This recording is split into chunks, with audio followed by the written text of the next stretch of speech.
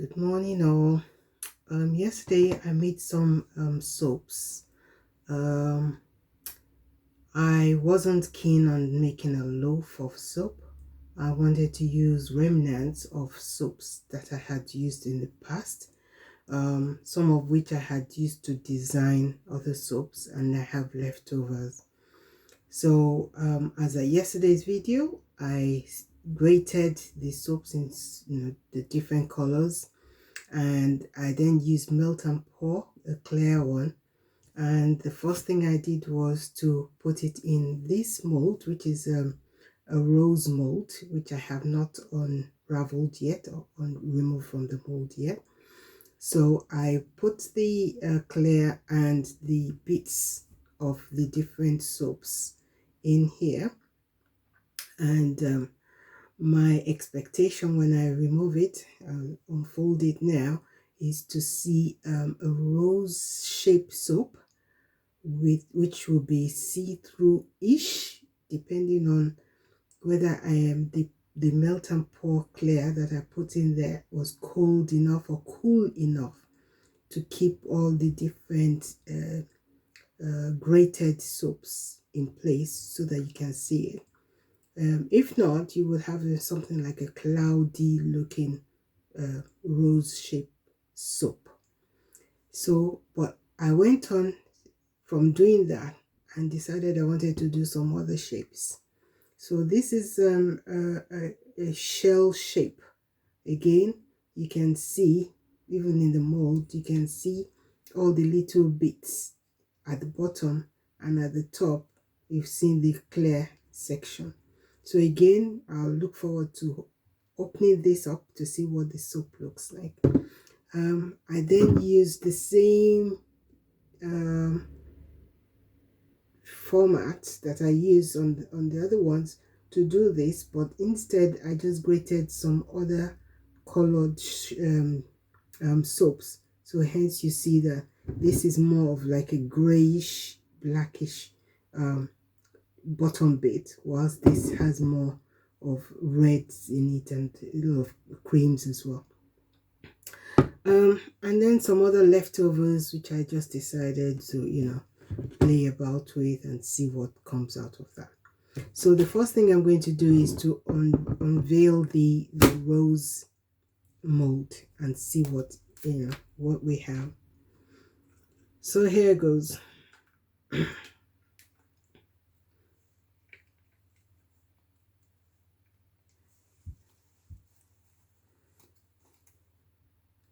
It's always very difficult to remove the soap from the rose mold. I would like people to tell me what they... Okay, so that is what we've got. So that's the rose shape, and you could see the items right at the bottom of it. So you have clear rose at the top, and then at the bottom of the base is where you have all the soaps that I had scraped, for using the scraper or the what do you call it, the grater rather. And so you have all the blacks and a bit of the orange remnants of the old soaps in there. So yeah, it looks good. I like it. So that's what it looks like. That's the base of the rose flower. That's the middle, the front of the rose flower. So yeah.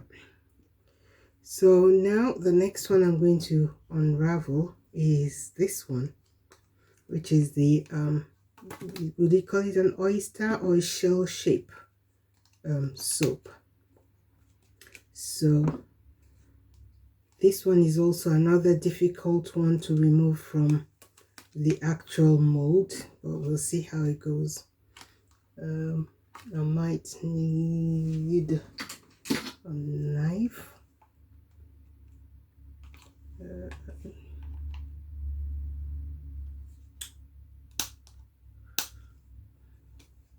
Let's try and see. Oh, okay. So So far so good. The other problem is to get it the other side out of the mold. That's where the problem is sometimes. So, oh, this is, I cracked it a little bit. Okay. So, again, I need to just trim the extra soaps away from this. But that is what it looks like. So you have all the different grated colored reds and whites and black and brown soaps, the remnants from other soaps that I've made, and then you can see the clear or the bit of cloudiness at the bottom. It looks beautiful. I'm quite happy with that. So yeah, so you have your shell shape, but you know, in a design that is not that straightforward, but looks great, looks beautiful. So far we've got the rose and we've got that. So I'm going to open the other shell shape, but this will be more of a grayish blackish combination as opposed to a red and white and black combination. So again, hopefully this will come apart easily. Okay, one part of it is out, so that's good. So now to just try and help out the other bit of it. Okay, so in this one, again I have to trim the top bit to remove any excess soaps. So I'll do that a bit later. But this is what we have. So again, in this one, like I said, it's a bit more of darker colors, more of grays and more of blacks, and then a little bit of orange, and then the bit at the bottom is the clear soap. So let's show the other side of it. This is the other side of it.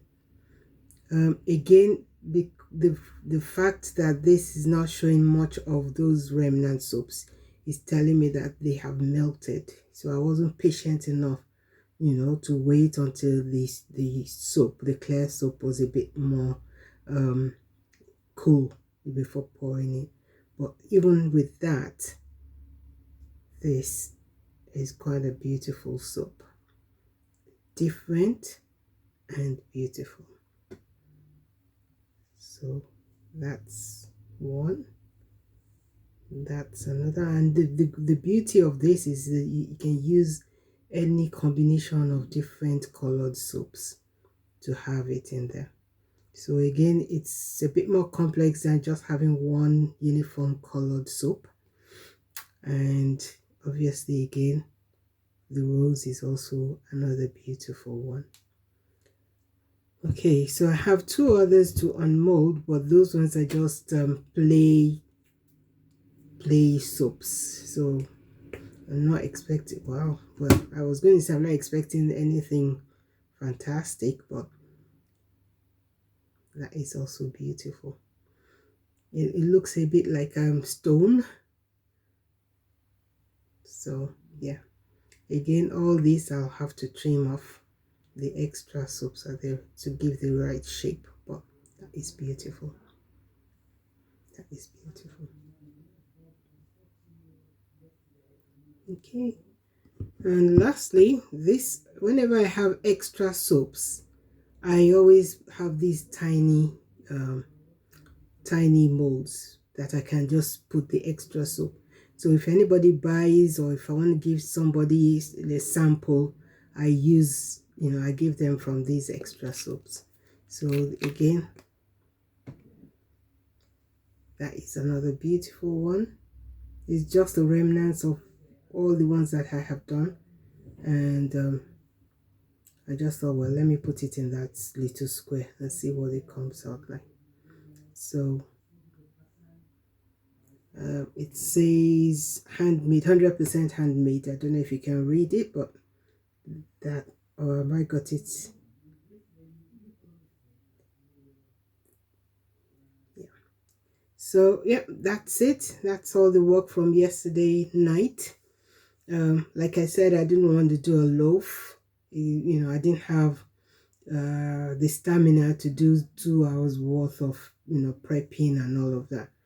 But these ones didn't take me more than I think for each one of them it didn't take me more than, especially after grating the different soaps, it didn't take me more than 15-20 minutes to get it done. So, and obviously you have to leave it for 4 to 6 hours before you remove it from the molds.